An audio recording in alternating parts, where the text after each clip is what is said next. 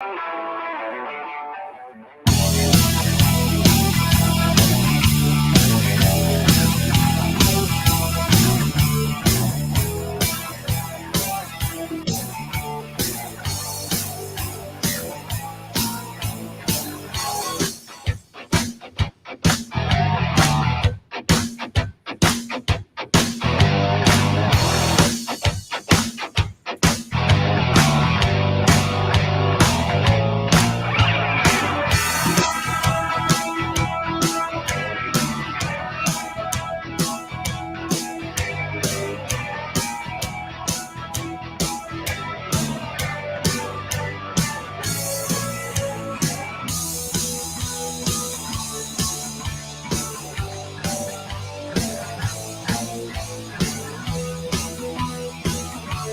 in to the DNVR Avalanche podcast presented by DraftKings Sportsbook, the number one rated sportsbook app out there. I'm your host, Rudo, joined by AJ Hafley as the Avs fall 5-4 in the shootout to the Arizona Coyotes. They drop their 7-game winning streak, but they keep a 8-game point streak going.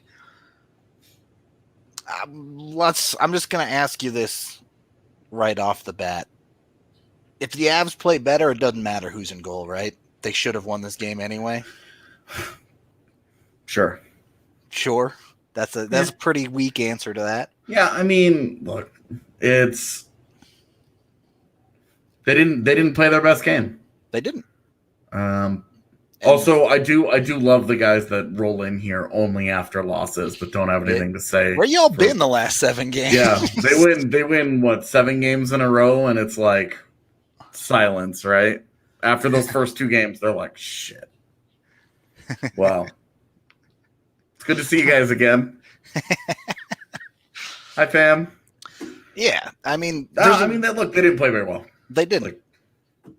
And there's a lot of ways to look at this. Like, yes, obviously, big picture, the Avs go 11-3-2. They get the exact 24 points that both of us said they needed out of this stretch. So dropping this game isn't that big of a deal in the long run.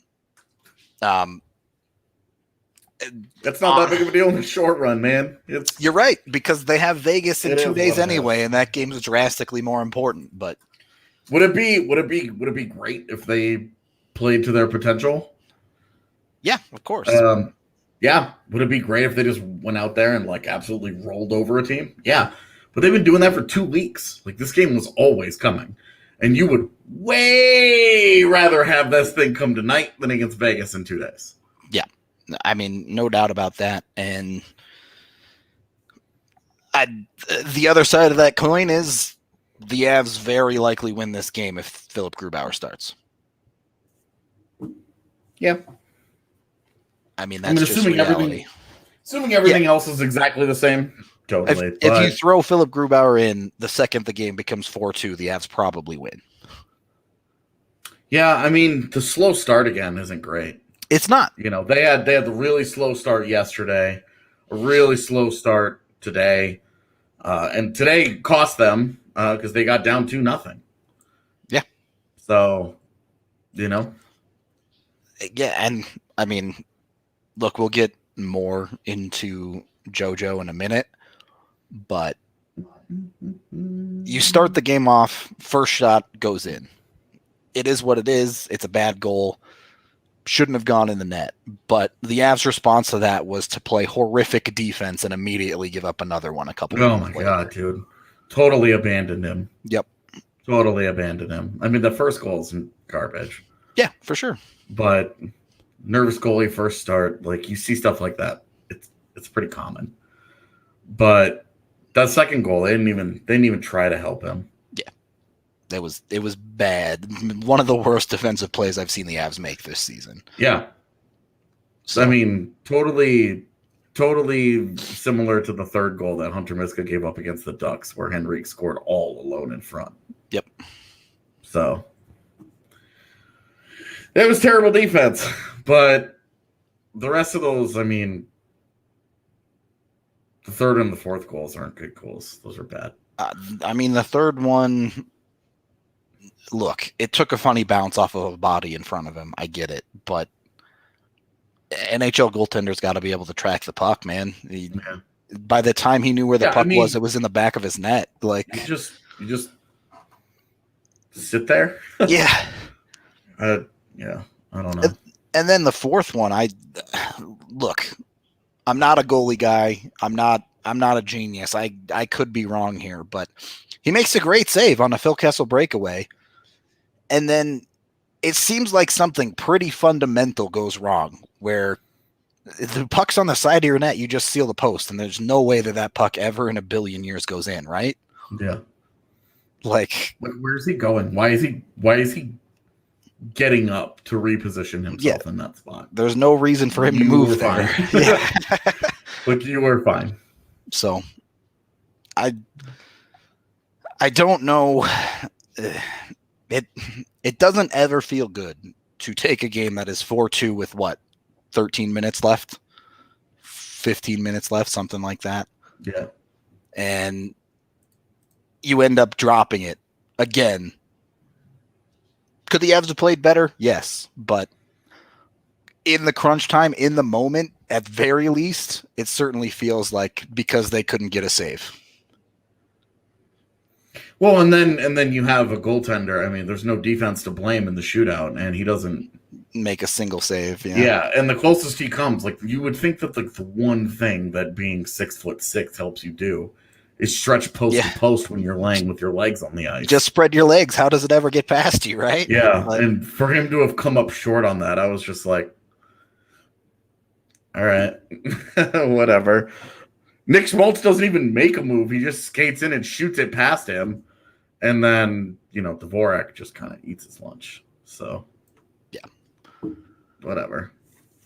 And look. McKinnon needs a new move, man. But at the same time, like, your best players failed to come up. Like, all this Jonas Johansson stuff. But Cale Makar shoots the puck right back into Aiden Hill. Yep. In overtime on a 4-on-3 power play.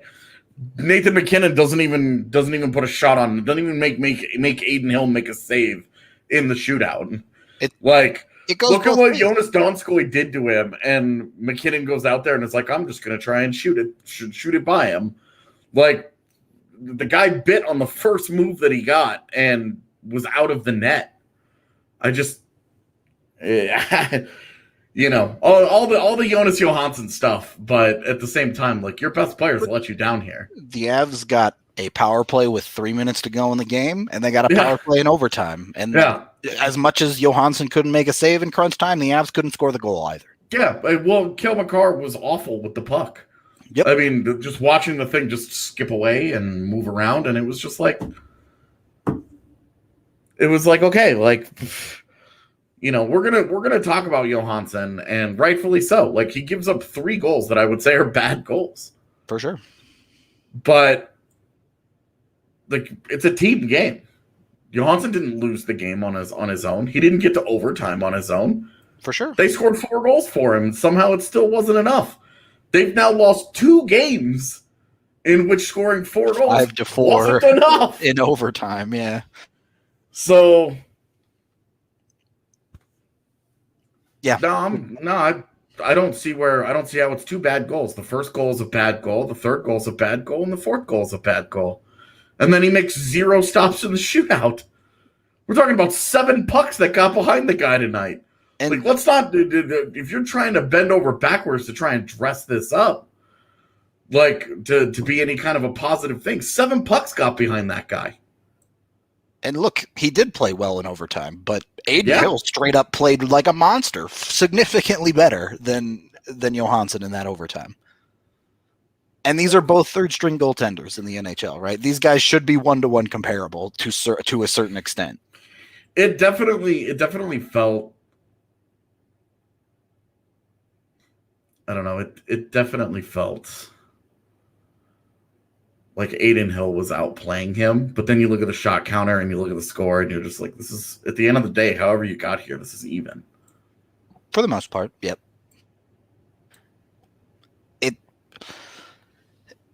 The Avs, I struggle with this because you get pulled a lot of different ways in this game because the Avs could have, should have, would have won it, but they didn't. Mm-hmm. And 1 point out of this game is fine. And even if they had lost in regulation, you immediately stop thinking about this game because you have Vegas in 2 days anyway. I think a lot of people thought the game 1 of this series was going to be the letdown game, and this felt a lot closer to the letdown game that everyone was expecting than game 1 did. On the whole, the Avs certainly had good stretches of hockey that they played, but yeah, this wasn't their best game, and they looked tired on the second night of a back-to-back. Both teams looked tired in this game. Yep. It wasn't like the Avs were the only team that started to wear down. Like, there were stretches. I mean, Arizona is trying to get to overtime, and they take a penalty in the offensive zone and then get back to even strength and spend the whole last minute and a half defending in their own zone. Like they looked just, both teams were just spent by the end of the game. Yep. And then there was a little bit of jump in overtime, and then the penalty happened, and everything kind of ground to a halt after that. But I mean, this isn't a bad team performance. It just isn't the dominant one that we've seen. Neither was last night. It was, last night ended up being a 5-1. Kind of ran away with it, but it's just like, yeah, it comes down to everybody from top to bottom. There's, from the start of the game, one soft goal or not, putting your goaltender in a 2-0 hole, your life's never going to be easy for the rest of that hockey game. Yeah. You've made the road significantly more difficult for yourself for the next 55 minutes, and including overtime, it was a full 60. Yeah. So the Avs, in many ways, I do think found a way to lose this game, but I'm also not particularly concerned about it. Yeah. I mean, when you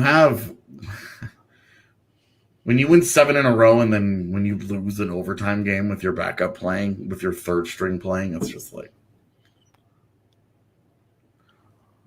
yeah. I'm not gonna sit here and the Avs didn't play very well. Johansson didn't play very well. They gave a point. They gave up the extra point to Arizona. It doesn't really that doesn't really hurt them in any like significant way. Yep. Like if they end up losing out on the division by 1 point, okay. Then I guess you could like look at this game, but you also have 4 head-to-head games against Vegas at the end for the rest of this year. You can take care of your own business here. The team that wins the division will be decided in the head-to-head matchup. Yeah, it certainly could be. I mean, there's still a lot of games to go here, but the Avs are going to walk into that series trailing by 2 points. Yep, and yes, if the Avs and Vegas go 2-2, let's say they split or whatever, then you start having conversations about ways teams can get into first place. But right now, it's on the table that the Avs can sweep Vegas the rest of the year, or Vegas can sweep the Avs the rest of the year. And either way, that team is at a significant advantage for taking first place. So don't count anyone out yet. Don't count anyone in yet. Yeah. That picture will be a lot more apparent in 4 days. We can take our first period break there, as we are brought to you by Breckenridge Brewery, the official beer of DNVR. You can get it down at the DNVR bar with 8 different beers on tap, or you can always find it at a local liquor store near you. Keep your eyes peeled for their new seltzer stuff. It's absolutely delicious. Highly recommend you check out the 15-can sampler to get all of those flavors, because they are awesome all the way around. And if you're looking to save a little bit of extra beer money, check out Gabby Insurance. That's GABI Insurance. You can head to gabby.com/DNVR to check them out. They're all set up to make sure you save as much money as possible. You can see down at the bottom of the screen if you're on YouTube. They save on average $961 per person who uses it. I think Eric, it was $1,500 something. I forget. 16. It was $1,600. Yeah. Yeah, okay. So, literally could save you over $1,000 a year pretty easily. And even if it's not that, lots of stories of people saving $300, $400, $500. It's all free. They won't sell your info either. So they make sure you're taken care of and just want to get you the best price available. Again, head to gabby.com/DNVR to check them out.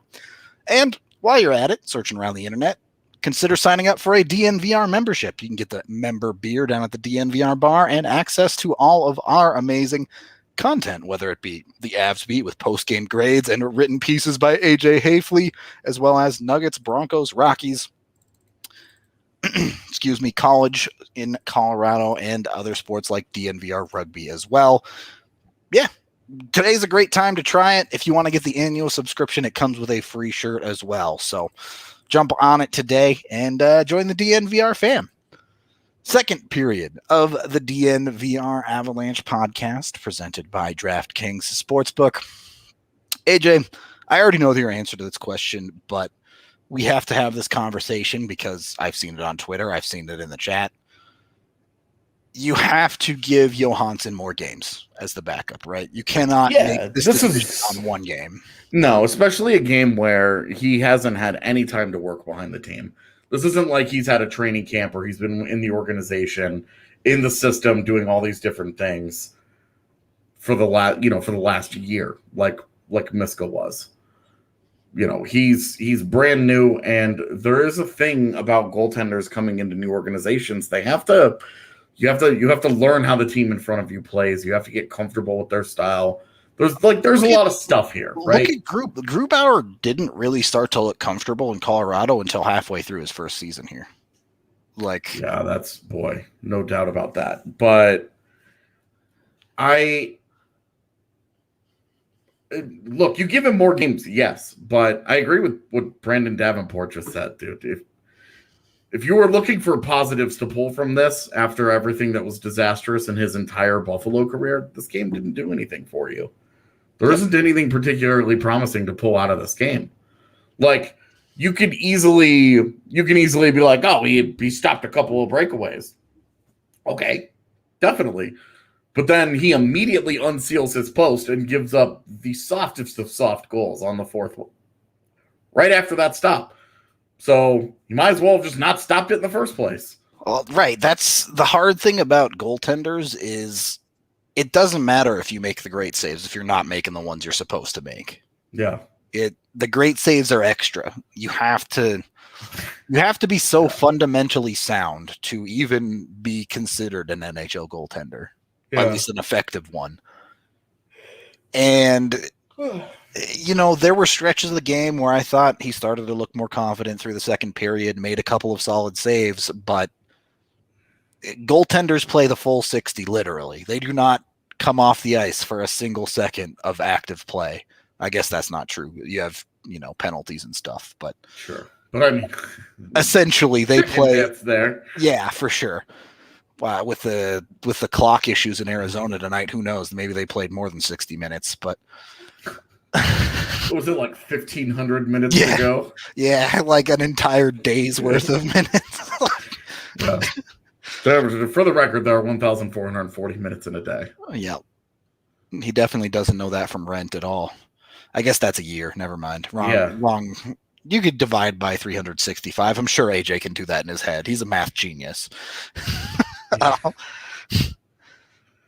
Anyway, that's the tough part, right? Is the Avs have made this move, so you have to at least commit to it to write it out to see what you have. But you don't walk away from this game feeling particularly great about anything. So, I mean, this is the game that you big picture it. Yeah, definitely. To be honest with you, it's how you treat every single end of a long extended winning streak. You're like, it was fun. They finally didn't have a very good game. They lost in overtime. You don't love it. You don't want the streak to end. It's over. Moving on. I mean, Vegas is the focus now. Yeah. If you stop looking at how the bread got made, I think you feel better about it. Because a lot of the frustration comes from the Avs are up 4-2 in this hockey game. They should have won it. If you look at this and just say, hey, the Avs got a point, they're still on an 8-game point streak, and they have the biggest game of the season coming up. Yeah. You feel pretty good about it. Yeah. I mean, they're going into the Vegas series down 2 points because I don't believe Vegas plays. But I'll double check real quick. They do not. Yeah, they're off. Yeah, okay. So they're gonna go into that series down 2 points. 2 games. They win both, they're up. If they tie, they're in the same spot. They lose the series, they lose ground. This is important. You need this. This is a big series. Your goal is to at least stay even with them. Don't give them ground. Yep. So, no. The answer is no if on Jonathan Quick. No. No. Yeah.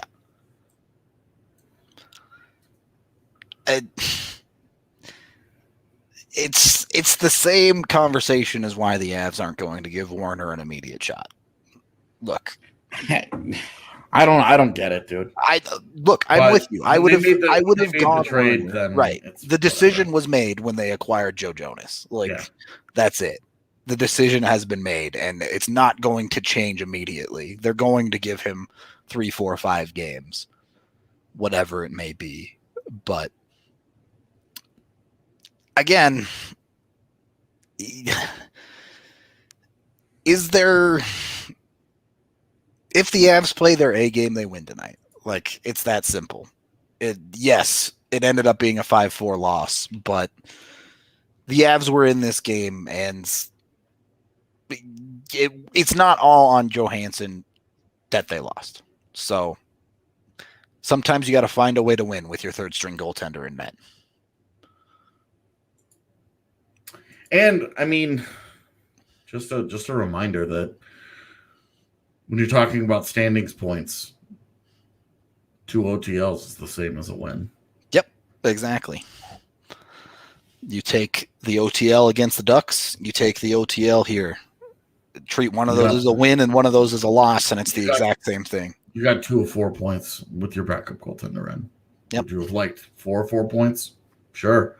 But at that point, now you're having the conversation about them literally winning every game. 9 straight games, yeah.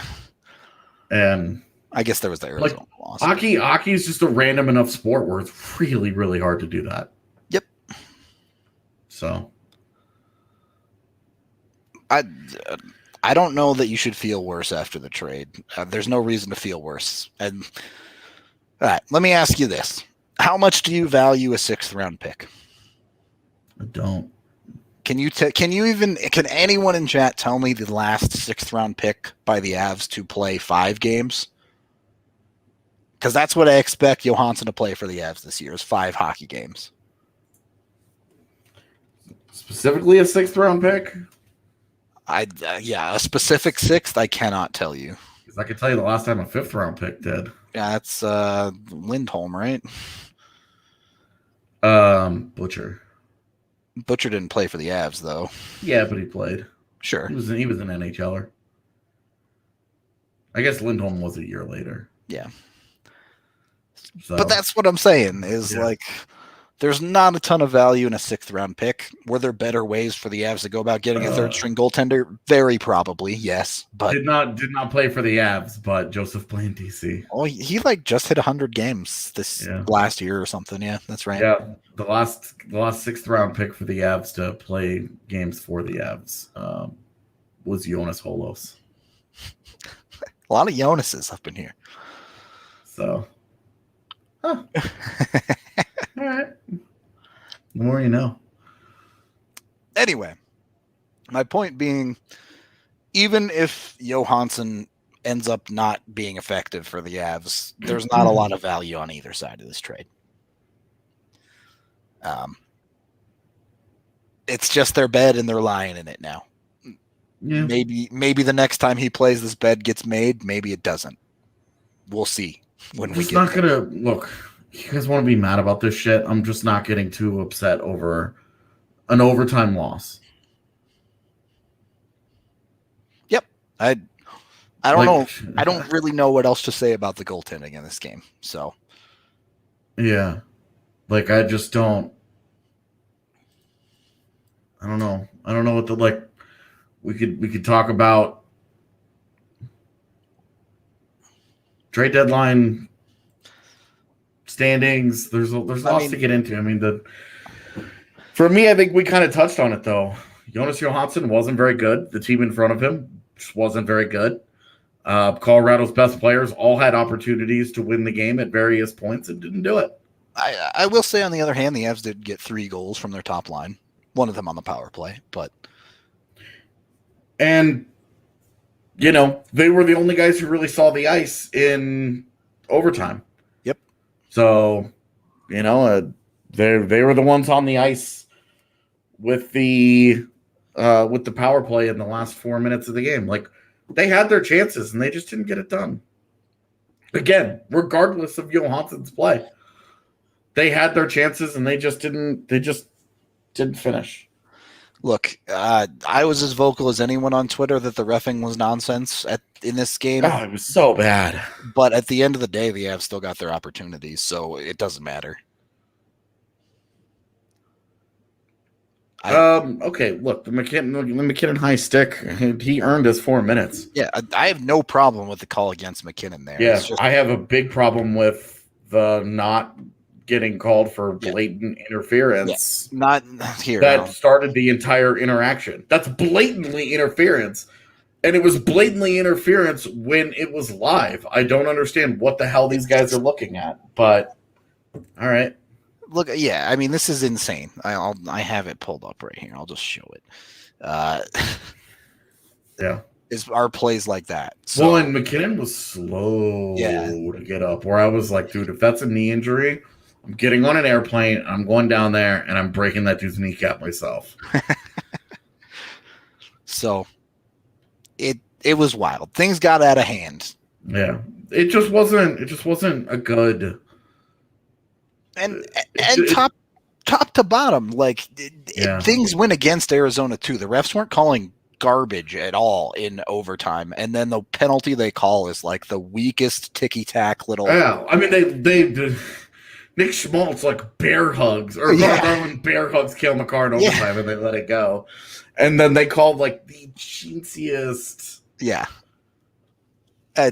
on slashing on Rantanen's hands, and it was just like. Yeah, let's talk about this Tim Peel thing tonight because I'm assuming you're familiar. Yeah. The hot mic with the I wanted to get a call on Nashville early. Yeah, look, none of this is surprising. This is exactly how we've always said that teams officiate things. Yep. It's always been this way. The NHL, as long as you have human referees, there's going to be a human element. Well, and especially, that they've always been told to manage games, game management. You want to try and keep if power plays are at least kind of even, then you can get into the idea that the game was evenly called. Well, what?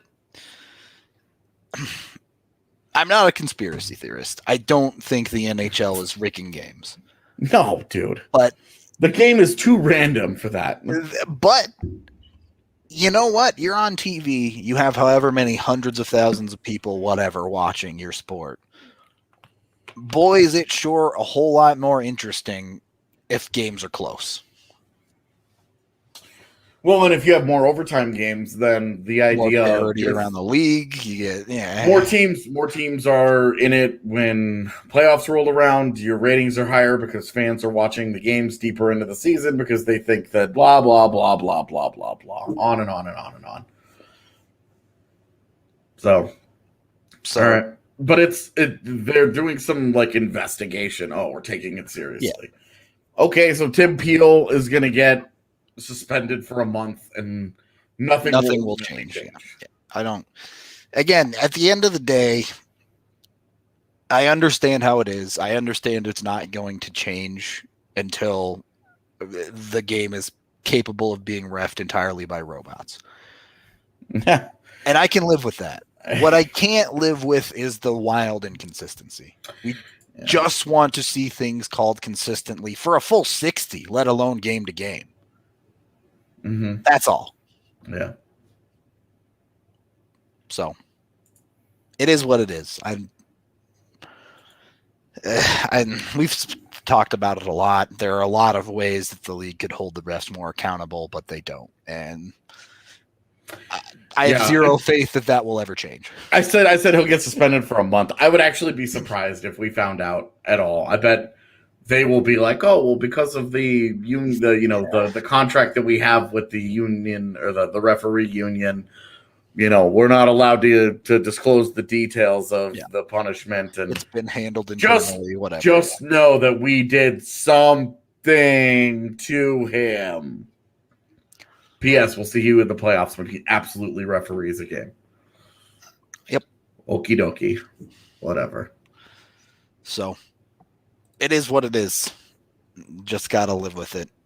We can take our second period break there as we are brought to you by DraftKings Sportsbook, who has given you the opportunity to win $100 when you bet $1 on any team left in the March Madness tournament. You can jump on it ASAP. Use code DNVR when you sign up to get that opportunity on a new account. You got to be a new account, but why not? Go dunk $100 into it if you think you have a good read on any March Madness game left in the bracket. It's pretty easy to get in and do your thing there. If basketball's not your style, you can bet on hockey, football, baseball, you name it. You can bet on it over at DraftKings Sportsbook. They got you covered top to bottom. Bunch of different ways to make money, a bunch of odds boosts. There you go. Check out the DNVR bets, guys. They have been raking on their bets as of late. So highly recommend if you're looking for good bets to make, be sure to watch the DNVR bet show here on YouTube. Yeah, go earn some money. That's it's sometimes that easy. Highly recommend. As I said, must be 21 or older.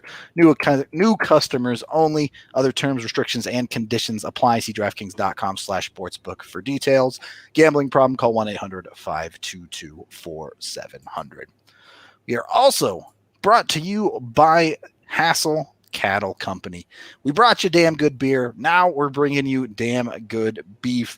Cannot recommend these guys enough. I heard from a lot of people they're never going back. This is the best meat they've been able to get. So you can order it today and get 10% off when you use code DNVR10 at checkout. And if you order over $200, you'll get free shipping as well. That's Hassel Cattle Company, HASSELL.com. You can check it out today. Third period of the DNVR Avalanche podcast presented by DraftKings Sportsbook. We're also sponsored by StravaCraft, apparently. No, that's not on the read today. We're also sponsored by Zoom Care, because if you hate going to the doctor, why not go to the doctor virtually? You can visit with your doctor from the comfort of your own home, have a video chat right with them. It's super easy. You can get your diagnosis that way, and you don't even have to stress about it. You can check them out today at zoomcare.com to get started. That's ZOOMCARE.com. Remember, supporting our partners is supporting us, so be sure to check it out today. Can't recommend it enough. It's super easy, especially if you're just dealing with something quick. You know, those types of things where you don't really want to go to the doctor for them. That's like what Zoom Care was built for. Yeah, man, you're still going to have to go to turn and cough. But the rest of that, you could probably just have a quick combo. There you go. Easy life. Rudo. AJ. How excited are you for the Vegas series? Dude, I'm pumped. It's, let's be real. When you're covering a team that is as good as the Avs are, as long as it's not catastrophic failure, the first half of the season isn't that important. I mean, it's don't burn your season to the ground. Yeah. You can't. You can certainly lose the Stanley Cup in the first month, but you can't win. Like Buffalo's done, right? Like Ottawa's done, Detroit's done. Right. Like these teams are just like chilling, right? As I said, as long as it's not catastrophic failure. They're super pissed off the OHL isn't playing because that's their whole season. Yep. But like the first half of the year, like now that it's over and the second half of the season is already, they played 31 games. We got 25 to go. It's coming quick. Like, yeah. bam, bam, bam, bam. As we talk about, you said a little bit ago that the division's going to be decided by the head-to-head. You guys have 25 games to play. Only 4 of them are against Vegas. Yep. So it's not really going to be decided by head-to-head, but boy, is it going to matter how that series ends up playing out. I'm excited to see this, man. I'm excited to see where these two teams are.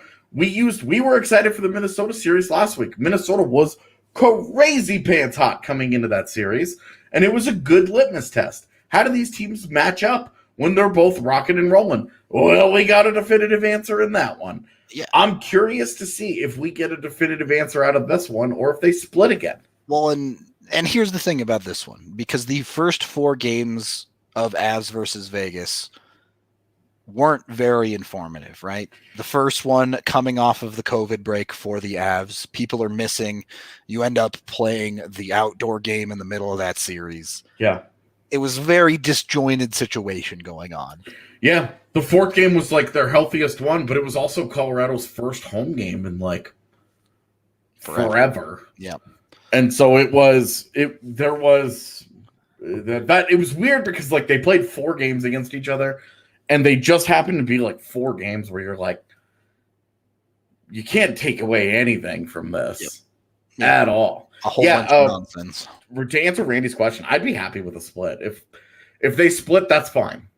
Then you're 3-3 with them, and it's coming down to the end of the series. It's coming. Their last series of the season will decide like the head-to-head winner, and maybe that's where some separation happens. But you also keep in mind, like, if this is a team that they're going to play in the postseason, and we all think that chances are decent, they're going to have to go through each other. Regardless of who's the 1 seed and who's the 2 seed, they sure seem to be on a crash course if they both get out of the first round. Yeah, definitely. Well, they are. If they both get out of the first round, they are on a crash course. Yeah, they have to play each other. Right. That's what I'm saying. So there's a decent chance that these two teams are going to have to go through each other. If you get it, for one, no tricks. You roll lines. You don't do anything cute. You don't make major adjustments. You just kind of chill. You play the team that you've been playing. You don't show any of your hands. If you have anything up your sleeve, you wait until the postseason. But I'm curious. Playing a straight up macro game because Vegas has been great this year. And not in a Minnesota, like, fluky, goofy kind of way. Like, great. Vegas has not been a hot streak. Vegas has been, night in, night out, a very, very good team. The big thing with Vegas is that they have been a little bit reliant on third-period comebacks. Yep. And it will be interesting to see if they get into a situation where they're down 3-1 to Colorado in the third period. To know, how do they... Can the Avs close out a game against a quality hockey team? A great third period team against a great defensive team, kind of, playing to each other's strengths. It will be interesting to see how that matches up. Now, obviously, if Vegas is up 3-1 in the third, that's a situation they're very comfortable with, and Colorado isn't, because Colorado hasn't been the king of the comeback. The only real comeback successes that they've had have been against Anaheim. And then I guess sort in a way tonight. But it's going to be interesting. I'm excited. Dude, I'm excited to see how it goes because it's a big series. It's an interesting question from Matt Briggle. Minnesota or St. Louis preferred round 1? I've told you I don't like the idea of Colorado in St. Louis just because they have strange voodoo nonsense there. I mean, here's the other part of it with St. Louis is if that team gets healthy before the playoffs, I don't want to touch it, man. Yeah, definitely. They've had injury issues that Avs fans. It's so weird that Avs fans are like, we're the most injured team around, and then you look at St. Louis and you're like, oh, those guys have gotten only bad breaks. Yep, some literally, and woof. I'm sorry, but I would take Minnesota. I just think that the Avs have a sizable talent gap. Yeah. I'm not worried about Minnesota. And outside of Jordan Greenway, I don't think that team is as physical as people think they are. No, because they're trying to play really up tempo. Yep. They're trying to play a much more offensive style. And with Kaprizov, that's great. With Zuccarello, that's great. But with like Nick Bukestad and Nick Bonino and Eriksson Ek down the middle, they just don't really have the horses to play the way that they really would like to. And defensively, they're good. So, not to count chickens before they hatch, but if we're a long way from that. Trying to get out of the first round, do you want to get grinded to death by St. Louis, or do you want to let it fly against Minnesota? I mean, well, and you just hope that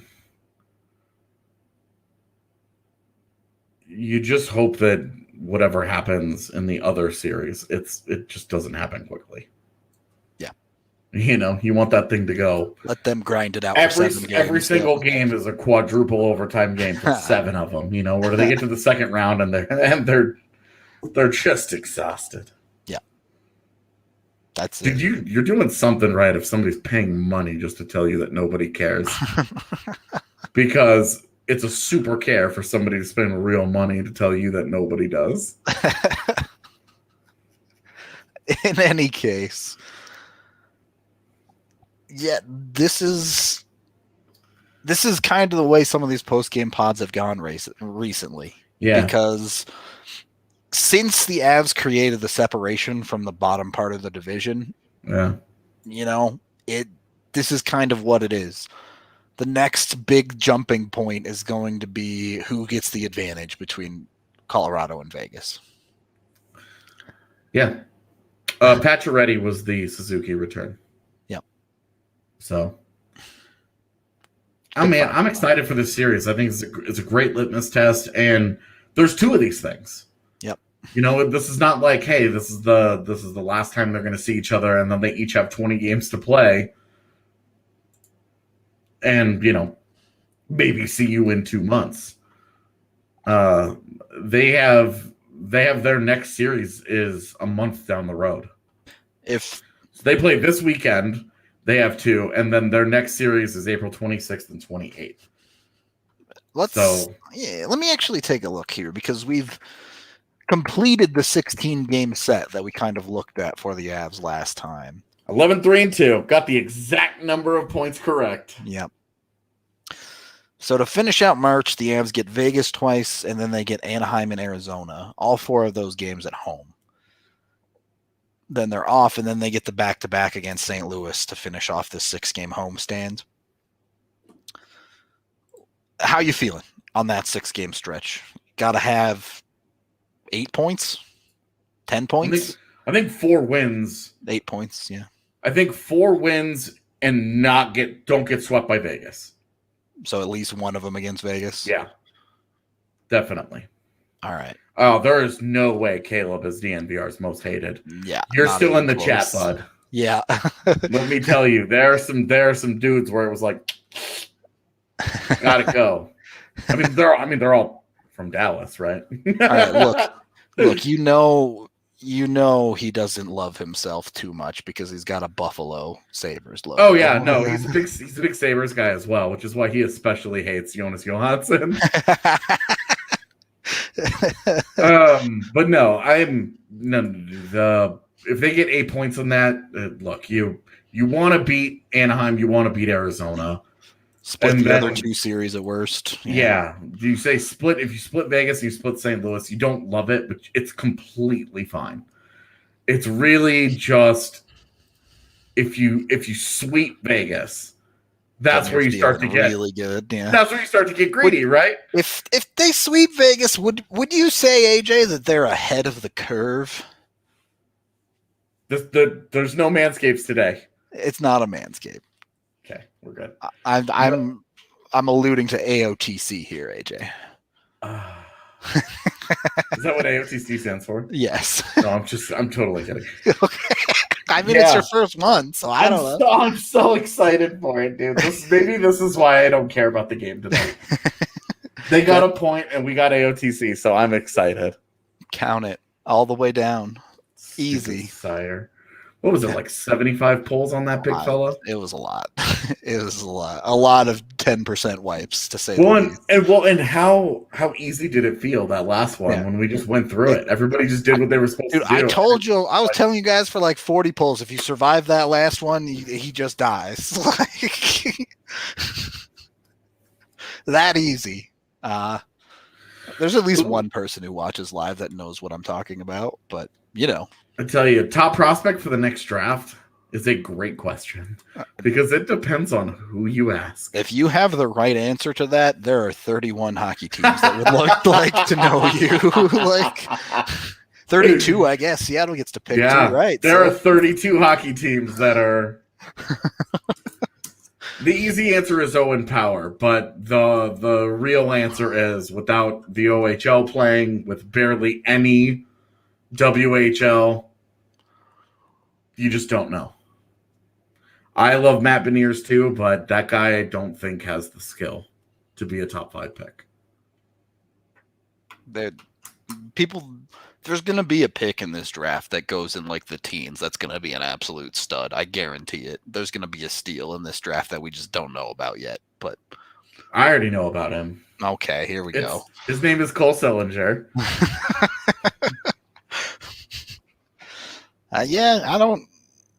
We need to probably start getting on our draft coverage where we can, but it's going to be hard this year, man. Yeah. Well, because, I mean, you have like the Gunther kid out there in the WHL, right? Where it's like he's got like 5 games played. But he has like 45 points already. Yeah. So it's off to a really good start. Some of these guys. The Europeans haven't had a great start, honestly. A lot of the Europeans have played their way out of it. You've watched before this season, Ratty was one of the top prospects. Some people were putting him at 1. Now you're not even talking about him in the first round, possibly. Like that'll be the guy that the Avs draft in the 3rd. He'll be this year's right. Jean-Luc Foudy 2.0.